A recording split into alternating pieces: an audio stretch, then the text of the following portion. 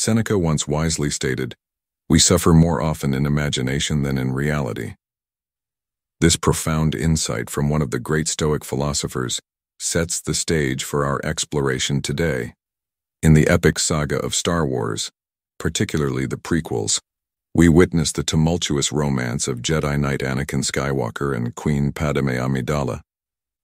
Anakin, plagued by an overwhelming fear of losing Padme, spirals into a dark vortex of attachment and fear. His desperation to avoid separation from his beloved drives him to betray his own principles, leading him down a path of darkness. This narrative, though set in a galaxy far, far away, mirrors a fear that is deeply rooted in our own reality, the fear of losing those we hold dear. In stark contrast, Stoic philosophy teaches us a different approach to attachment and loss. Epictetus, another pillar of Stoicism, boldly proclaimed the folly in desiring the eternal presence of our loved ones, children, spouse, friends, as it is a futile attempt to control the uncontrollable, to grasp at the impossible. Yet the pain of loss is a universal human experience, one that often seems insurmountable. The mere thought of separation can stir a deep-seated anxiety within us. But Stoicism offers a unique lens through which to view this fear of loss and the ensuing grief. It suggests that these intense emotions stem from irrational beliefs and attachments. In this video, we delve into the Stoic perspective on attachment, the loss of loved ones, and navigating the emotional journey of separation. While our natural instinct is to form deep bonds with others, a trait ingrained in our very biology, the extent of these attachments can range from healthy affection to detrimental obsession. Join me as we unravel these complex threads of human emotion, guided by the timeless wisdom of Stoicism. We'll explore how understanding and applying Stoic principles can transform our experience of loss and attachment, leading us towards a more serene and resilient existence.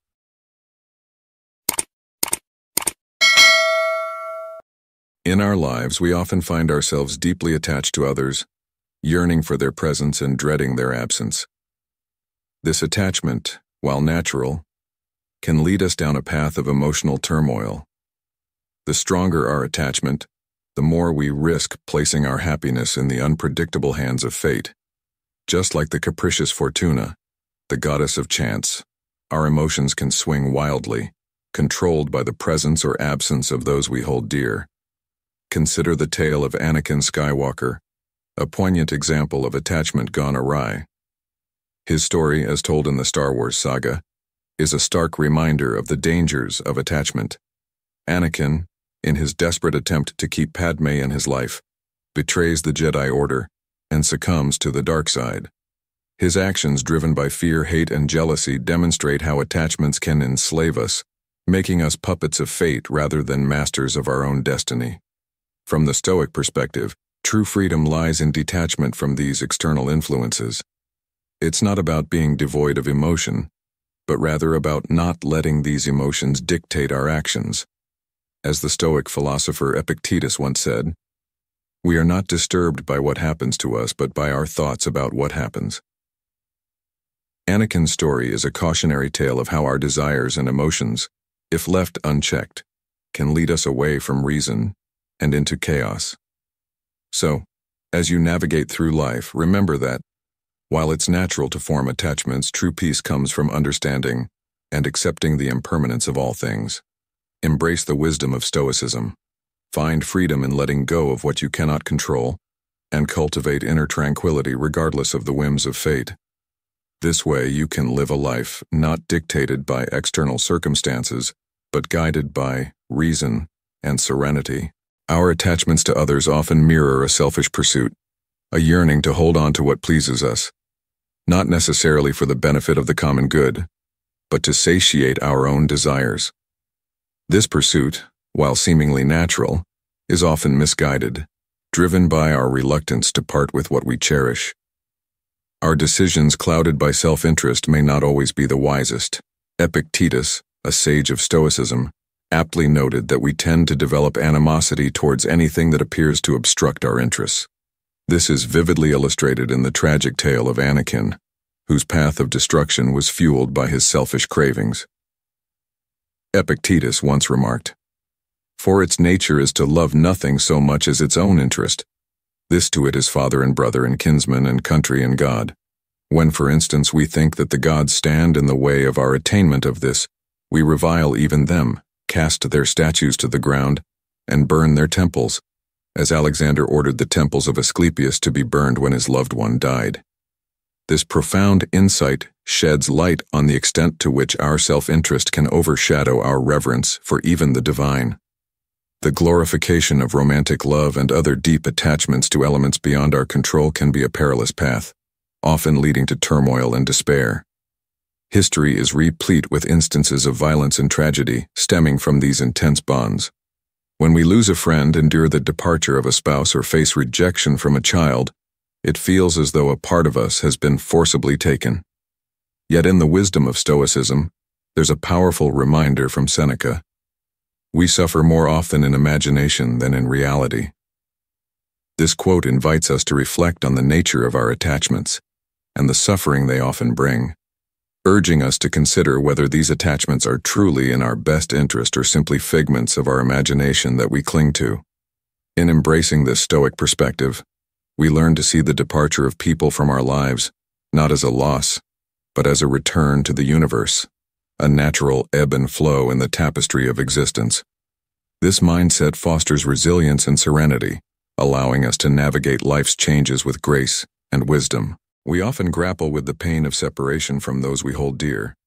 It's a common belief that such partings equate to loss, as if we've lost a part of ourselves. However, Stoic philosophy offers a different perspective, one that is both enlightening and comforting. The Stoics teach us that we don't lose people, rather we return them. They were never truly ours to begin with. Epictetus, a sage in this school of thought, eloquently stated, "Never say of anything, 'I have lost it,' but 'I have returned it.' Is your child dead? It is returned. Is your wife dead? She is returned." This concept is deeply explored in the fourth book of Epictetus's Discourses. He explains that external factors, including our loved ones, are beyond our control. Therefore, they are not truly our possessions. This idea might seem strange, especially in a world where the concept of ownership is so ingrained. Yet, if we reflect on it, we realize that everything we cherish can be taken away in an instant. In Epictetus's time, the notion of ownership extended to human beings through slavery, a practice now thankfully abolished. Epictetus himself experienced life as an enslaved person before becoming a revered philosopher. Today, while we don't view others as property, there's still a tendency to feel entitled to their presence and time. We often expect our friends and family to give us their attention, our employees to be punctual, and our spouses to act in ways that don't upset us. We become so intertwined with our loved ones that their absence feels like a part of us has been torn away. But Stoicism invites us to view these relationships differently. It teaches us to cherish our time with others while understanding that they are not ours to keep. This mindset doesn't diminish the value of relationships. Rather, it enhances our appreciation of them. As Marcus Aurelius, another Stoic philosopher, said, "Love the people with whom fate brings you together, but do so with a detached spirit." By embracing this philosophy, we learn to love freely and let go gracefully, understanding that everyone's journey is their own. This approach to relationships fosters resilience, peace, and a deeper appreciation for the moments we share with others. In the life, we often cling to the belief that certain things or people are unequivocally ours. This notion, deeply ingrained in our psyche, suggests a sense of ownership over external entities. However, from the perspective of Stoic philosophy, this is a mere illusion, a facade that contradicts the very nature of reality. The Stoics teach us that external possessions are not truly ours, for if they were, they would always conform to our desires, never departing from us, and remain impervious to the influence of others. Reflecting on this, we recall the words of a Stoic philosopher. "When you want your body to be whole, is the matter under your control or not? It is not. And when you want it to be well, nor that either. And to live or to die, nor that either. Therefore your body is not your own possession. It is subject to everyone who is stronger than you are. Granted. And your farm, is it under your control to have it when you want and as long as you want? And in the condition that you want? No. And your paltry slaves? No. And your clothes? No. And your paltry house? No. And your horses? None of these things. And if you wish by all means your children to live, or your wife, or your brother, or your friends, is the matter under your control? No, nor that, either. This profound insight reveals the inherent vulnerability and lack of control we have over external factors, including our own bodies and possessions. Epictetus, another luminary in the Stoic tradition, further expounded on this concept by stating that all external things are at the mercy of the revolution of the universe, a force beyond any human control, save for a being with divine omnipotence. This idea is mirrored in the poignant exchange between Padme and Anakin in the Star Wars saga, where Anakin's realization that he cannot wield absolute power to protect Padme underscores the Stoic belief in the futility of trying to control external circumstances. Moreover, the Stoic view casts a revealing light on the nature of romantic love, often described as passionate. This passion, while intensely engaging, leads to a tumultuous emotional state. Contemporary society frequently glorifies this state of being in love, elevating it to one of the highest emotional experiences. Yet, through the lens of Stoicism, we understand that such passionate entanglements are yet another form of external dependence, subject to the same unpredictability and lack of control as any other external possession. In essence, the Stoic philosophy invites us to reconsider our relationship with the external world.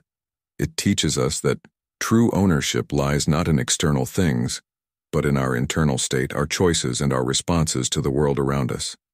This wisdom, timeless and profound, guides us to a deeper understanding of the nature of possession and control, illuminating the path to inner peace and resilience. In our journey through Stoic wisdom, we often encounter the challenge of managing our emotions, especially when it comes to relationships and loss. The Stoics, as we've seen in a previous exploration titled How Not to Be Pathetic, identified 4 primary passions: pleasure, appetite, distress, and fear. These emotions are intricately woven into the fabric of our relationships. Consider this. When we are in the company of a dear friend, we bask in the warmth of pleasure.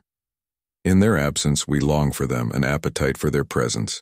The fear of losing someone we love is a shadow that often lurks in our hearts. And, should we face the heartbreak of their departure or death, we are engulfed in distress. However, the Stoics believed that our emotional responses are rooted in irrational judgments. From their perspective, there's nothing intrinsically good about someone's presence or inherently bad in their absence or passing. They viewed loss and death as neutral, inevitable parts of life. Our suffering stems from labeling experiences as good or bad, leading us astray from rational thinking. To combat this, the Stoics advocated for the use of reason to overcome these passions. Epictetus, a prominent Stoic philosopher, advised a practice of detachment, starting with inconsequential objects and gradually moving to more significant aspects of life, including relationships. He said, "This is what you ought to practice from morning till evening. Begin with the most trifling things, and then advance to a tunic, a paltry dog, a mere horse, a bit of land. Thence to yourself, your body and its members, your children, wife, brothers. Look about on every side and cast these things away from you. Purify your judgments, for fear lest something of what is not your own may be fastened to them, or grown together with them, and may give you pain when it is torn loose." In this light, we understand that in life, we don't truly lose people, we return them to the universe.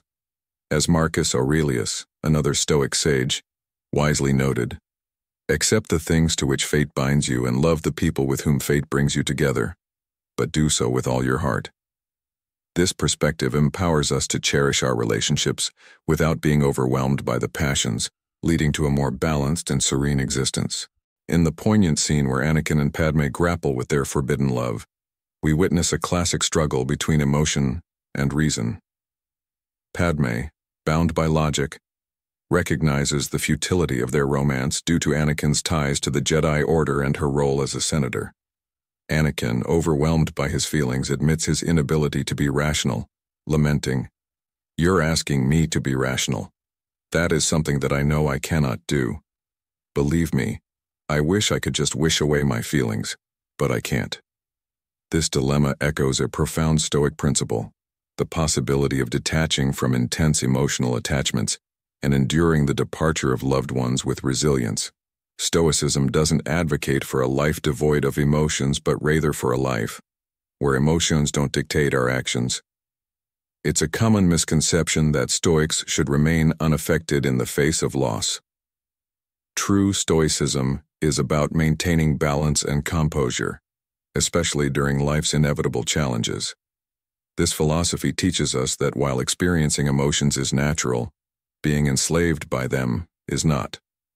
As the Stoic philosopher Seneca wisely stated, "We suffer more often in imagination than in reality." This quote underscores the Stoic belief in the power of the mind over emotional turmoil. The journey to mastering one's emotions, as Stoicism suggests, is neither easy nor quick. It demands discipline, practice, and a deep understanding of oneself. Even the most revered Stoic philosophers like Epictetus, Chrysippus, and Seneca, who dedicated their lives to this practice, were not immune to emotional struggles. They too faced the challenge of aligning their actions with their philosophy. Stoicism acknowledges the existence of proto-emotions, those initial, involuntary emotional responses that arise naturally. The key lies in how we respond to these emotions, in not letting them escalate and control our actions. In essence, Stoicism teaches us that while we cannot always control what we feel, we can control how we react to those feelings. It's about finding the strength to return people to their own paths, understanding that our emotional response, while natural, should not govern our lives. This philosophy offers a powerful framework for navigating the complexities of human relationships and emotions, providing a path to inner peace and resilience. In our journey through life, we often grapple with the profound impact of loss and grief. Stoicism, a philosophy that has weathered the storms of time, offers a unique perspective on this universal experience. It teaches us not to suppress our natural reactions like the jolt of fear or the involuntary tears shed in sorrow, but rather to liberate ourselves from the overwhelming passions that can follow if we let irrational thoughts take hold. This concept is beautifully illustrated in a letter penned by the Stoic philosopher Seneca. Let's delve into a poignant story from ancient times. In 41 AD, Seneca, a renowned Stoic philosopher, found himself accused of adultery by Empress Messalina, a charge debated by historians for its authenticity. The Senate's initial verdict was death, but Emperor Claudius altered this to exile. Seneca was thus sent to Corsica, where he spent 8 years in isolation. During this time, he wrote to his mother Helvia, who was deeply grieving her son's fate. In his letter, Seneca imparts wisdom on the nature of grief. He urges his mother not to succumb to limitless sorrow. He references the customs of their ancestors, who allotted 10 months of mourning for widows, thus setting a boundary to their grief. Here's a powerful quote from his letter. "They did not forbid them to mourn, but they set limits to their grief. For while it is a foolish weakness to give way to endless grief when you lose one of those dearest to you, yet it shows an unnatural hardness of heart to express no grief at all. The best middle course between affection and hard common sense is both to feel regret and to restrain it." This story not only reflects the Stoic view on managing emotions, but also underscores the importance of finding a balance. It's a reminder that while it's natural to feel sorrow, we must also find the strength to temper it. As Marcus Aurelius, another Stoic philosopher, once said, "You have power over your mind, not outside events. Realize this, and you will find strength." In embracing this wisdom, we learn that in loss, we don't just lose people. We return them to the universe, carrying forward their memory and the lessons they've taught us, in a way that honors both our emotions and our resilience. Sometimes we fall into despair and trouble because life does not go as we wish. We drift, searching for the answer to the question, How can we escape the suffering in this life? But life is impermanent, and there is nothing we can foresee or avoid. 1. Recognizing and accepting suffering. In our journey through life, we often encounter suffering and sorrow, yet many of us shy away from these experiences, fearing to confront them head-on. This avoidance can lead us down a path of deeper despair, trapping us in a cycle of unhappiness and pain. However, as Zen Master Thich Nhat Hanh insightfully points out in his book, Heartfelt with Mother Earth, there's a transformative power in acknowledging our suffering. If we acknowledge that we are suffering, then we have a chance to transform that suffering, he says. This profound statement underscores the importance of facing our pain with openness and mindfulness. By accepting suffering as an integral part of the human experience, we give ourselves the opportunity to delve deeply into our inner world. It's in this introspection and mindful listening to our own hearts that we can find understanding and, ultimately, relief from our pain. It's about being fully present with ourselves, embracing our struggles, and learning from them.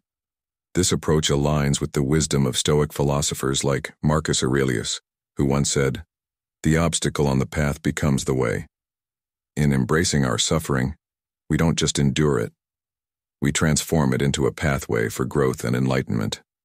When you're on a journey and the road ahead is shrouded in darkness, instead of turning back or standing still engulfed by fear, you choose to light a torch, the torch of awareness.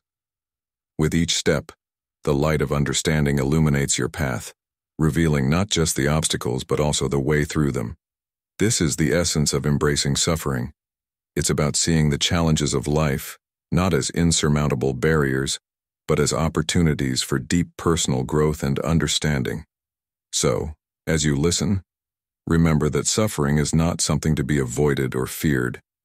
It's a part of your journey, a segment of your story.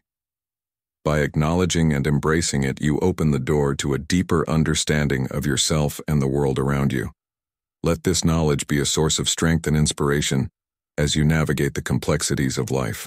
2. Practicing mindfulness and breathing. Train yourself in the practice of mindfulness.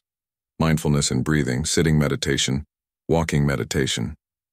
Because when doing these things mindfully, we become stronger and more stable. Without mindfulness, we can be truly overwhelmed. But with mindfulness, we are more proactive. We have the opportunity to understand our suffering and see a way out of our problems. When we understand our suffering, the suffering itself will transform. We talk about the art of suffering. We can learn to create happiness from transforming suffering. We learn a lot from our suffering. Besides, we can listen to our suffering with compassion, and we can do the same for others. When we see someone suffering, compassion flows from our hearts, and we want to do something to alleviate their suffering. Because we see and understand their suffering, we will not criticize their actions or words. We just want to help them suffer less. We can accept suffering in the following ways. 3. Understanding that nothing is born, nothing dies. We think that our loved ones have come from somewhere, and now will go somewhere else. But the nature of reality is neither coming nor going. We do not come from anywhere and do not go anywhere. When conditions are sufficient, we manifest, and when conditions are no longer sufficient, we are hidden. This does not mean that we do not exist. Just like when radio waves do not emit sound, they are just not manifesting. When we lose someone we love, we surely suffer. But if you look deeply, you have the opportunity to realize that the essence of that person is unborn, undying. There is only manifestation and cessation to manifest in another form. You have to be very sharp and awake to recognize the new manifestation of your loved one. But with practice and effort, you can do this. If we know how to practice and deeply understand the reality of unborn undying, if we understand that coming, going, to, fro are just concepts, and if we are present firmly and peacefully, then we can help those who are dying. We can help them reduce their fear and suffering. We can help them die peacefully. We can help ourselves understand that there is no death, meaning no fear. There is only continuation. Once you understand that human life and the universe are just manifestations, we will be immensely peaceful. If you are suffering from the loss of a loved one, please practice looking deeply to heal the wound in you. 4. Practicing impermanence. We often feel sad and suffer a lot when things change. But change, impermanence, has its positive side. Thanks to impermanence, everything has the opportunity. Life exists thanks to impermanence. If a corn kernel is not impermanent, it can never turn into a corn plant. Without impermanence, the corn plant cannot give us corn to eat. If your daughter does not change, she cannot grow up to become a woman, and your grandchild will never be born. So instead of complaining about impermanence, we should say, "Welcome impermanence, may impermanence last forever." Let's be joyful. When we see the miracle of impermanence, our sadness will pass. All of us can understand impermanence with our minds, but that is not enough to understand its true meaning. The mind does not lead us to liberation. When we are firm and determined, we can practice looking deeply. When looking deeply and understanding the nature of impermanence, we can contemplate on that deep understanding. Thus, the understanding of impermanence becomes a part of us. It becomes our daily practice. We must maintain awareness of impermanence to be able to see and live with impermanence at all times. If we meditate on the object of impermanence, we will nurture awareness of impermanence, making it live within us every day. Practicing like this, impermanence will be the key that opens the door to the truth of reality. As we conclude our journey through the Stoic perspective on loss and grief, as illuminated by Seneca, let's remember that the path to emotional resilience is not about eliminating our feelings, but about managing them with wisdom and moderation. In our daily lives, each of us faces challenges and losses that can stir deep emotions. Yet by embracing Stoic principles, we can find a balanced way to navigate these experiences, fostering personal growth and inner peace. I encourage you, as viewers of Stoic in Your Life, to reflect on how you can apply these teachings to your own experiences with loss and grief. How might a Stoic approach change the way you handle difficult emotions? Share your thoughts and experiences in the comments below. Your insights not only enrich our community, but also aid in your own journey of self-discovery and emotional growth. Remember, you don't lose people, you return them to the universe. And in doing so, you gain an opportunity to grow stronger and more resilient. Let's continue this journey together, exploring and applying Stoic wisdom in our lives. Don't forget to like, share, and subscribe to Stoic in Your Life for more insights into living a balanced and fulfilling life. Thank you for watching, and may you find strength and serenity on your Stoic path.